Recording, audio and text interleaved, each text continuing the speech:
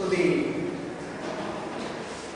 question we need to analyze very strongly is why we need freedom. What is freedom? I understand it's very difficult to define what freedom is. Why do we need freedom is a relatively easy question. Why do we need freedom?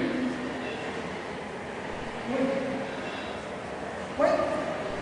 It's very straightforward, I guess. That everybody feels that they need freedom. That is but why? Why do we need freedom then? What do you mean if you say that I need freedom? What do you mean?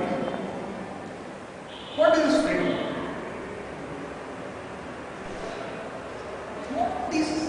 What do you mean when you say I need freedom? Let us put the question up. If you say I need freedom, what is that you need? You need something. What is that you need? It makes us feel fine. After gaining that we feel fine. Right. So freedom gives you happiness. That is why you need freedom. But what does it mean? Being free, what does it mean? If you say I want freedom, what does it mean? What do you? If you get it, you will get happiness back. But what is it? What does it mean when you say you want it? Do you want others to do something, or you want to do something? You want freedom. What do you want to do, and what do you expect others to do? Huh? I don't want others to restrict. Nobody should restrict. Next. So nobody should restrict you, your expectation from others. What is it you will do? Express our opinion. It's difficult because for everyone is different. You do yours. No, you want to express. Others should not restrict. Is that the idea? You want to express. Others should not restrict. Is this freedom? Is this a utopia of idea of what is freedom? Then what is freedom? I mean, Egypt they are fighting for freedom now. We fought for freedom. United States of America fought for freedom. George Washington, Jefferson, Adams, founding fathers. That's very important. Because RMS tries to take legacy from 1776. 1776. You know what happened? You will know, 2 years you will know. Because 70% of you will land in USA. Then they will make you know what is 1776. Here you may forget what is 1947. But there you can't forget what is 1776. 2 years you will know. Amele you will come back and say, what pollution is that? 2 years. Next year only some of you will come back and say, next year we are celebrating our golden jubilee and all of you will come back as our district jubilee and all. They will see more. All of you coming back. Some people will call me and ask, sir, your parking is not. They want me to know that they are putting their car.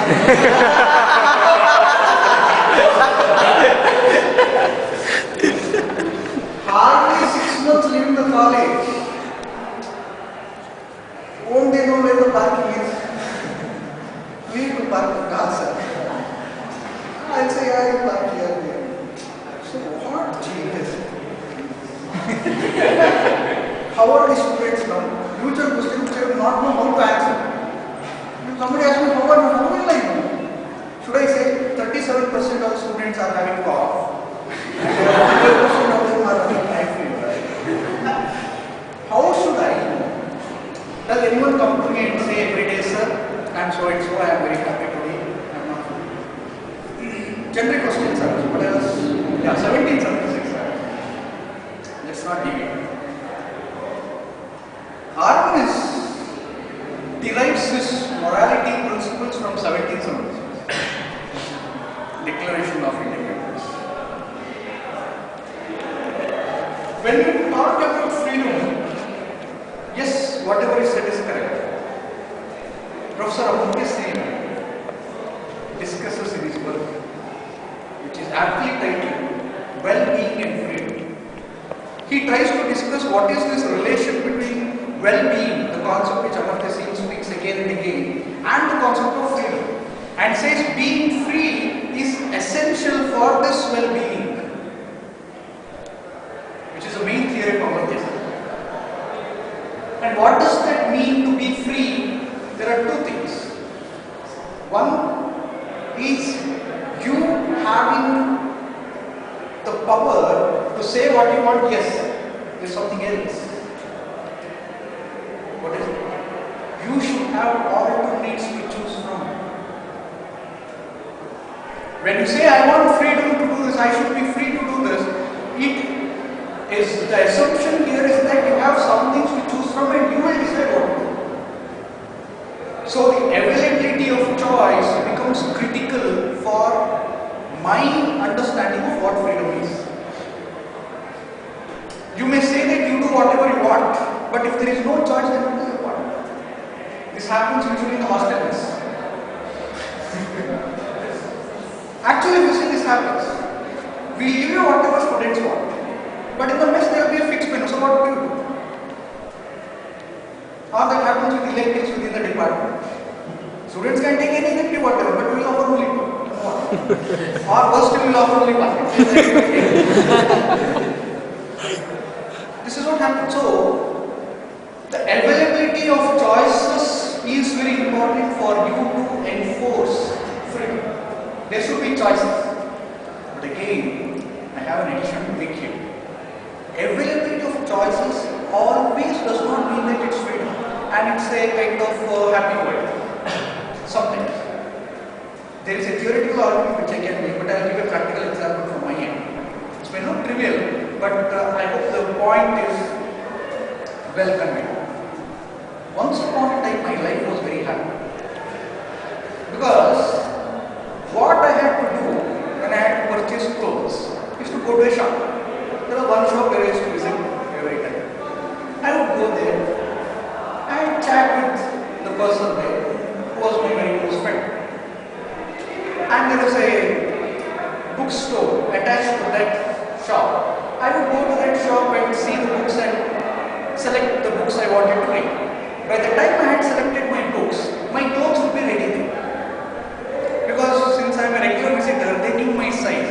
And the sales girls there, they knew what were the things they gave me last time, so they gave me appropriate color. I used to never go there to the clothes section. They would pack, they knew the numbers, whatever I wanted every time. They would just keep it ready. So my job was simply to go there, pick up my books and come. My clothes would come with me. Very simple life, happy. Now, such a big headache. So many choices available that I go mad sometimes. And I will say, someone please get me some shirts or t-shirt, whatever you please get me. I tried. I'm a newcomer to this field, just few months. So the choices are like, what am I supposed to do with all these choices? First I should think whether I should go for a t-shirt, shirt, that, this, so many. One shirt, how many brands, how many colors, what texture. Go to a big multi-branded shop, to go to that many floors and see everything I need 2 hours. Then wait for another hour in the trial room and all. Big headache for me. Actually for me the availability of so much choice is a big headache. I didn't want all these choices. The case is similar to my experience with mobile phones also. I am using mobiles from 2001. 2001 there was an incoming fee. I am a mobile user for them. One of the very few mobile users at that time in the college. Then the scene was very different. If you had to get the 10 years, but it sounds like some stone age. 2001, if you had to get a recharge, you had to literally go to BSNL and beg them, sir, next month there is some function, please sir, I need 500 rupees recharge, next time please. And you have to break them, 50 rupees to them, 50 rupees and say, sir, next time when the recharge coupon, please call me. And I'll come first and take this was a scene, actual scene. And in the hostels, Sundays, you would see all the people outside waiting in turn for their call. There are 2 people, they are still whose whole duty was to come to us and say that your parents have called, come and stand in the queue. And we were all in the Sunday morning, our parents used to call, one telephone was there, two people to call us, and we would all stand there, they'll say, yeah, Krishna has come, and I have to wait. Then after half an hour, then again they will call and we will receive the call. So, and then they gave me a mobile. I was using this mobile. Recharge was this difficult. That recharge coupon was this big. You had to literally tear it open like how you find the pin numbers if you take any ATM. The same technology was used for recharge coupon. Oh, some big secret. And if you got 500 rupees recharge, you were like the king. I got 500 rupees recharge. So you have to fight for your share and all. You see the scene now. And if you say you don't want also, they'll come and give you. Sit you and say, no, please. And the problem is, previously it was very simple. You want a mobile, go to BSNL, buy. Done, job done. Now, how many service providers, how many mobile phones, in each mobile, how many plans? And how can a sane person sit and do an analysis and decide what to buy? Can anyone do it? I don't think anybody can do it. So many, all plans, the plans are so confusing that I think ultimately you will lose buying any plan, whatever plan you want. So, my individual criticism, I have made this criticism in a very academic manner elsewhere. But I am speaking in a very light manner. What I am trying to prove is, availability of choice per se does not mean you have a happy life. No, there are other conditions also. And not having choices does not mean you are not happy. These two you should take it together. Anyway, I hope the point is taken. So for freedom, first thing that you should have choices. That is very important. And you should have the ability to make the decision to pick the available choices. If you have choices and don't have the ability to make the choice, then also it is meaningless. So there should be choices. You should be able to pick. First definition of freedom. Second definition of freedom is others should not restrict. Everybody understands. When people of your age say that you want to be free, and maybe your juniors when they say they want to be free, you are literally old now. Bit old. But youngsters, when they say they want to be free, they want freedom, they literally mean this. Nobody should tell them what to do. Simple as that. Nobody wants restriction. This again should be analyzed. Is it so? Can we have, just think of the world for a moment, where nobody controls anyone. No control. Rangde Basanti song becomes true. No control. What would happen? Nobody. I am not telling you to sit here, nothing. Your parents are not telling you to do. Nobody controls you. What would happen? For a moment you would feel that it's all good. What would happen? Can we have such a world? Where nobody controls you? Nobody. Such a world would not exist in the first place. I keep telling this. That universal laws come into place because I want myself to be free and safe. Why there is imperative of nobody should kill anyone? Killing is wrong. Why killing is wrong? See, I am saying killing is wrong. What I actually mean is nobody should kill me. But because I can't tell everyone that nobody should kill me, I am making a universal law, nobody should kill anyone. Correct? So there should be some rules. I never understood that. Socrates, Plato, simply mentioned because it's relevant. Socrates believed in freedom and democracy. Okay? He died for it. Trial of Socrates. Very interesting. But his Shishya was there, no? Plato. Actually, we don't know what is Plato's word and what is Socrates. Socrates never wrote anything. Plato wrote saying that Socrates told such and such thing. So, what is actual thing Socrates told and what is Plato's own word, which he told is what we don't know. Let us believe what Plato said. Plato Socrates believed in freedom. Plato didn't. You will be shocked if you read Plato. He's translated. Original words we can't read because we don't understand the language. His translated word, one of his book is Laws, L-A-W, Laws, Nyaya Shastra. In that he explains, read it, you will faint. You will just consider yourself blessed because you are not there during Plato's period. Plato writes, I am not able to quote the same statement, but sense of it I am saying. Plato says that no human being should be allowed to think independently. He should always work on his master's order.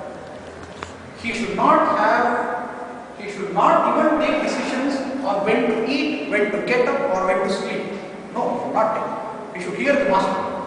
If the master says eat, he should eat. If he says sleep, he should sleep. He says by force and habit, we should make every individual not even to dream about freedom. They should not even dream about freedom. This is what Plato says. First time I read, I was very confused. What is this? Am I reading the right book or maybe I ended up reading a wrong book? Actually, then I started investigating why Plato may have said this. He said in a context of poor guy. But anyway, the same mentality. This kind of mentality was there everywhere for a long period of time. In India, if you observe, people did believe for a long time in this statement that Raja Diksha Devata. Your king is your God. Whatever king says is done. This is necessary in the times where physical strength decides who should rule. This kind of mentality is necessary. See military today, even today. In military, what is the greatest ethic? It is not what you think, but obeying your senior's order. That's all.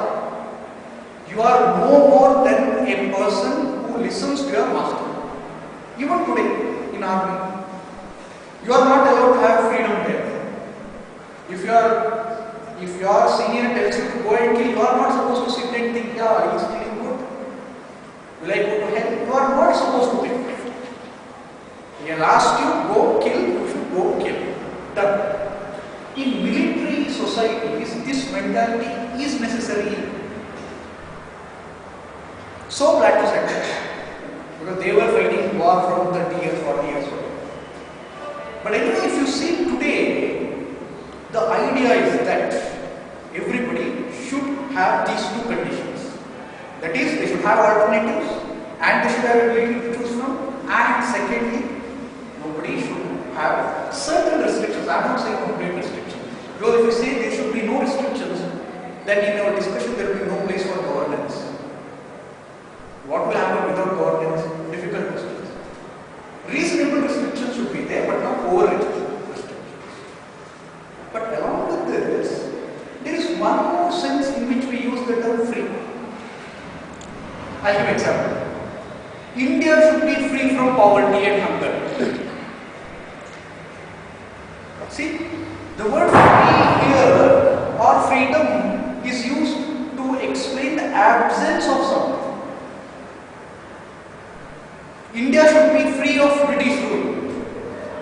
See the usage of free here. Absence of something. So, the word freedom has two kinds of meaning. Presence of something and absence of something. How we understand freedom is the presence of alternatives and the ability to choose from, and what is not present, authority is not present, restrictions not present. That is how we should understand freedom. Now let's come to the point of why this freedom is necessary for software. Arvind said that what he is doing is free software. Free as in freedom. Why is freedom necessary in software? And what is meant by this freedom in software? Don't we have freedom? In India, I feel people feel very difficult to understand free software because Because free, when you say without paying money, it is very simplistic to say that all software is free. Piracy, pirated software and free software is equated. When we talk about the 4 freedoms, okay, let me talk about 4 freedoms. RMS gave us 4 freedoms. Freedom 0, 2, 3. These 4 freedoms are essential.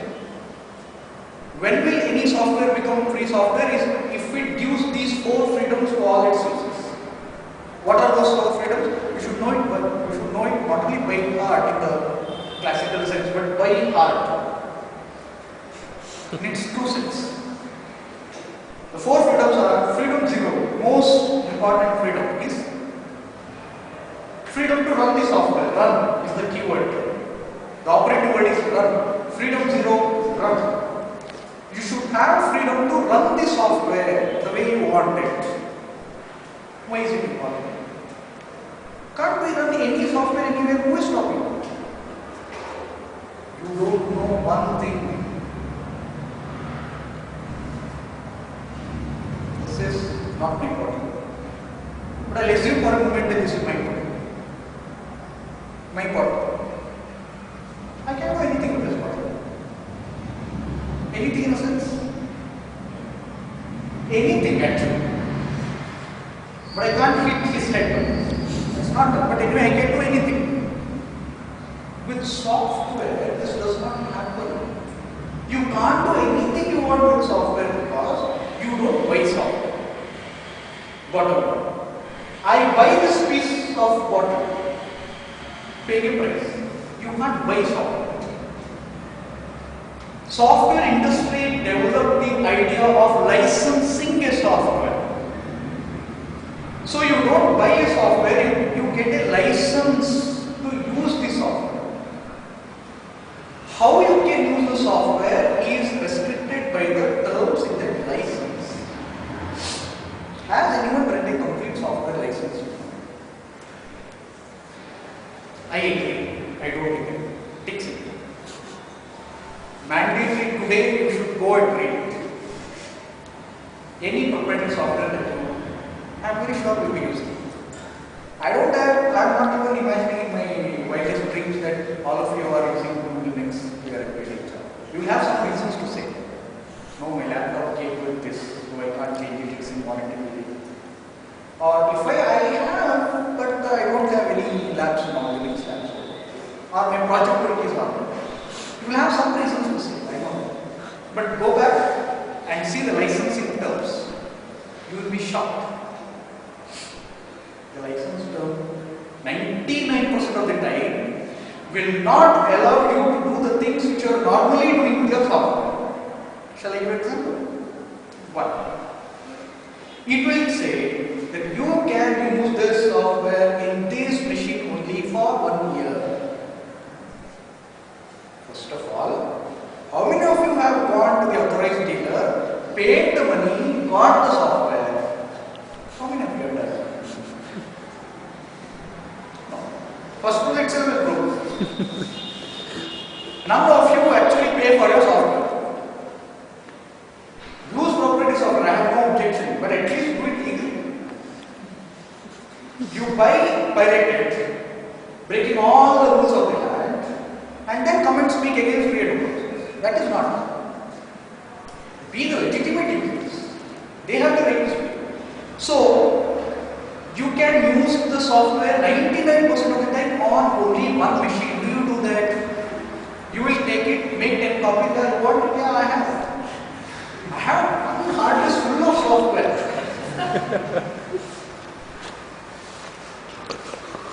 1 year. Do you ever bother to go back and read it? Second important point. No software which you buy will allow you to do commercial work on it. What does commercial work on it mean? You do something, a word document, or make an entire book and then go out and sell. You are making profit, you are not losing. Or make a poster, paste it on the walls and and dirty all the works like that, pasting that whichever day, and then make money out of workshop, party hard. They have made commercial use. So all the guys who are using all those photo editing software and all, they make posters for workshop, collect money and party, are not supposed to do. You are violating the law. Because your licensing term does not allow you to do that. Moreover, any proprietary software will never allow you to control the data which you hold on your computer. What does that mean? You write your article in the Word format, save it, the data does not belong to you. Does not belong. It does not belong to you. They can claim that because licensing term will have something related to this. But anyway, you will use breaking all the rules. So what I am trying to say is licensing terms will restrict you how you will use your software. If you actually follow the rules, you can't do whatever you are doing now with the software. So you are breaking the law. So you are all people committing crime. You should go to jail. But India being India, you are all safe. Go to outside country, you will know. To 1 year. So why is Next spring semester you will know. Next spring semester you will go and join West University. There you will know. Here, when we tell people not to copy, not to give us works downloaded from the internet, people take it very lightly. Go there you will know. They will not even question. Simply they will say, academic misconduct, please leave. And you have to. This has happened with our own students. Our own students. Columbia University, our own student in Columbia University, he took one line for his assignment. Thank you, bye bye, come back. He will come, argue, cry, label the teacher as harasser, sadist, whatnot. For students of this mentality, US is the best place. They will not even ask. Not even ask. Go to top universities, please go. Then you will know where you are trying to ask. So, how come India has been saved through all of this? I mean, like random people are sued by the RIA and the record companies and for downloading one torrent, and all these random accusations have been going on. But how has India been saved through all of this? Statistics say that there is some 1 rape in 20 minutes or so happening in India. How many convictions happen? The law enforcement and other things in India, we will not even come. That's very simple. We don't have enough mechanisms to do all this. That is why India is safe. Thank you. But this is actual problem for us, the free software guys, to tell what is free software. Because people don't differentiate it now. If you say that this is free, they will say, yeah, even though software is free. We just ask for a computer today, you will come and install Windows for free. So what are you saying? Free software. And if you ask in colleges like ours, they will say, see, we have an agreement with Microsoft, which will give 3 pages of software free of cost. Take it. And there will be some student champ, student representative and whatnot. I don't know, there will be India. I don't know whether they are giving money to that student champ or not. There is IBM ambassador I have heard. So I don't know whether they give money to do all these works, to become brand ambassadors. I mean, students, if they are so very interested to become brand ambassadors, I think they should even contact him. To become brand ambassadors. Yeah, and do that also in campus. Why can't they do? If they can become brand ambassadors of your software company, why can't they become brand ambassadors of commercial consumer companies? Why can't? He should also come and wear all this company, whatever he's modeling and say, should do that. There is something called as some kind of This is one more question, sir.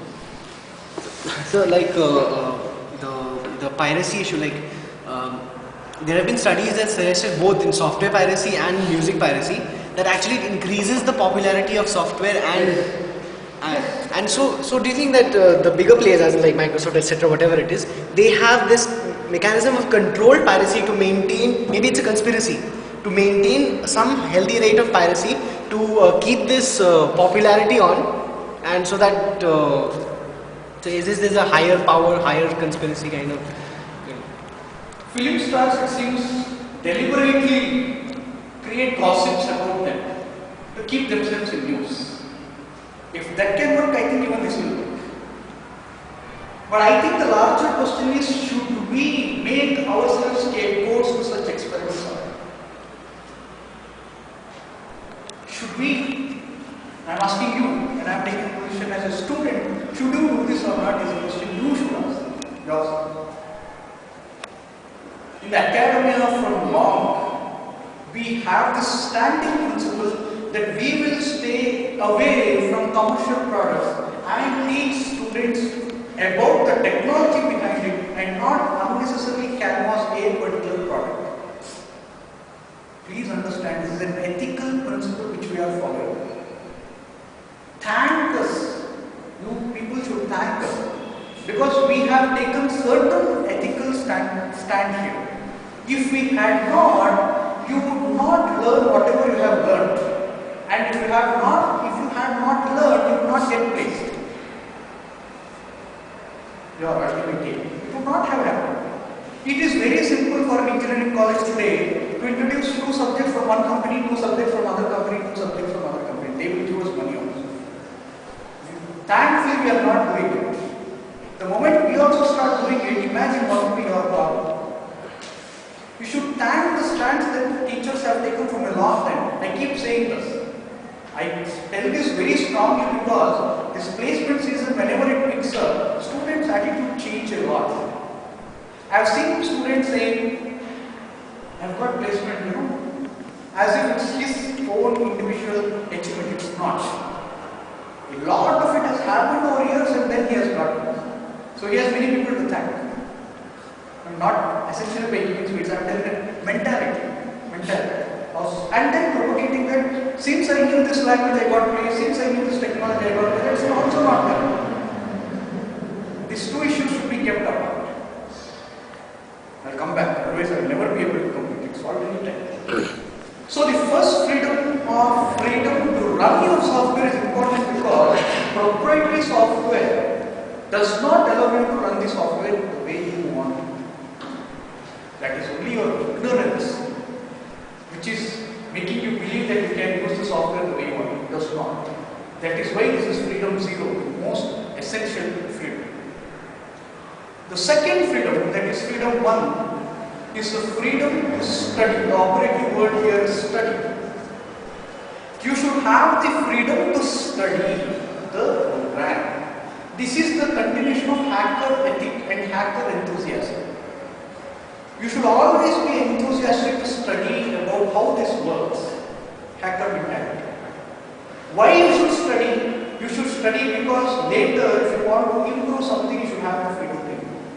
Therefore, you should study. That means you should have the mentality of studying first of all. You should not be happy just using the software. You should be enthusiastic about knowing how this happens. See a very, very interesting thing.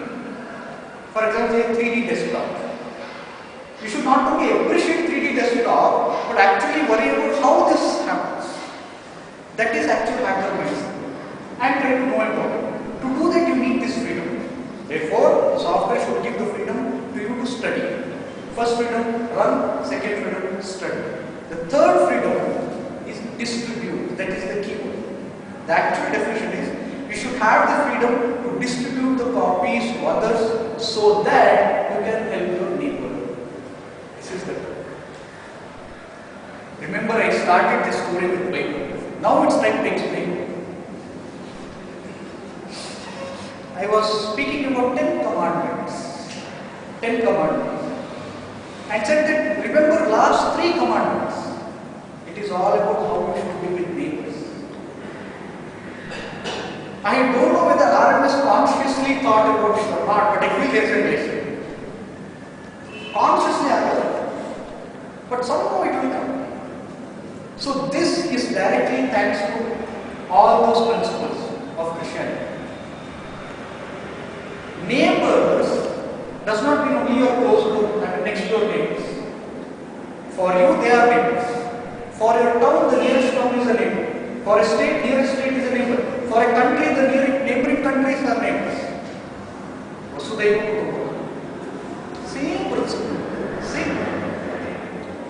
Why should you have freedom to distribute? Because you should be with this principle set in different ways by different people. Idea is same.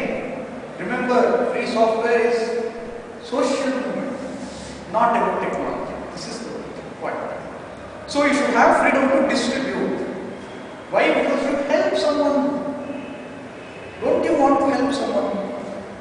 The proprietary software you buy will not allow you to share your software with your neighbor. Why your neighbor? You yourself can't use it second time, your second time. How can you help others? This freedom 2, speaks about distribution freedom. Freedom 3, the last freedom, the operative word is improve. Improve and redistribute. You should have the freedom to improve. When will you get the freedom to improve? You should have the freedom to study. You study the program, improve it.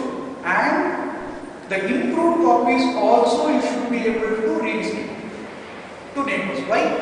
Freedom 2. You should help your neighbor. So like this, there is a very neat logical connection between this. You understand it, you will appreciate it better. Sit and think. Only 4 words you have to remember. Run, study, distribute, improve, redistribute. Simple. But these 4 words, to say it is very easy. To practice is very difficult. It's like saying practice yoga. Twist your hands, legs, shake your muscles in the stomach, come in the TV, grow the beard, yes. Start a big business establishment, make everyone drink cow's urine. No. It's not yoga. 8 steps. Each step has 5. Yama itself has 5 words. Satya, Ahimsa, Asteya, Brahmacharya, Parigraha, 5 rules of Yama. Then go to Niyama. Very easy to say. Following one is difficult. For example, I say that I am practicing Aparigraha. I keep telling everyone, what is your principle? I say Aparigraha is my.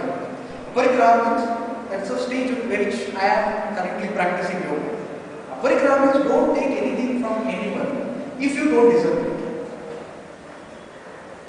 That means, that is the reason I cannot eat anywhere, not because cleanliness and other. If I have not put in some effort there, I will not take the food. I will not take free food from anywhere.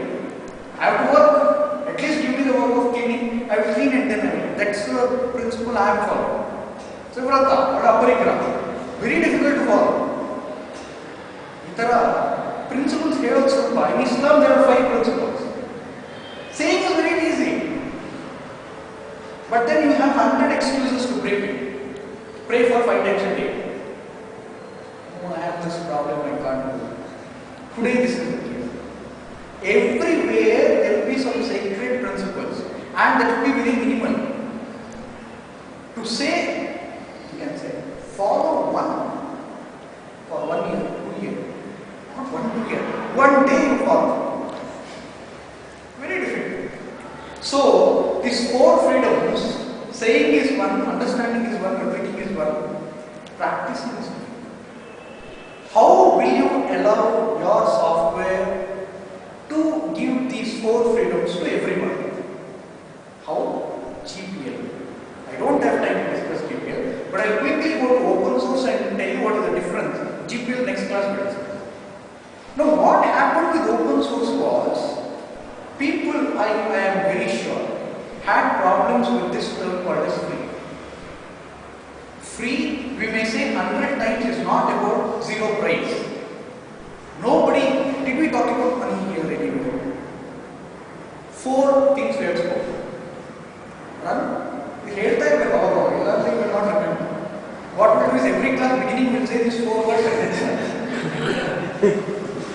right? So run, study, distribute, should know. Any point of time you should. People had problems that free, meaning free in the sense pity, no price, zero. I think the motivation for open source space was actually different. On the surface, we say that free software, open source, no difference. On the surface. Free software has 4 principles, open source has 10 principles. Same thing said in a different language. There are 10 principles. I don't remember them because I identify myself strongly with free software and not with open source. But both of us work towards a common goal. This is a problem what Marxists face, leftists face. At a point of time, they split. Their aim is same, class-based society. What should they do? Go through democratic path or with arms? They split. No. Similar problem here. Aim is same. Aim is same. What to do is the question. Seriously speaking, if you actually read Cathedral and Bazaar, people today say that Cathedral means building proprietary software, Bazaar means open. I don't think that is correct. I have read that article, I don't know how many times. You read it. Carefully you read the starting paragraphs. I think the distinction between free software and open source was made. When Eric Raymond spoke about Cathedral style of building, he was referring to RMS style of working and he was criticizing it. Because see, everything said and done, RMS was a strong man. Even today he is, because he is principled. He has strong principles and he will never compromise. But few people wanted some flexibility, which he did not have. Therefore, few people got disgusted with him. So, this Cathedral style of building where he was using the terms like there will be some super controller telling everyone what to do and other things, I think he was referring to RMS.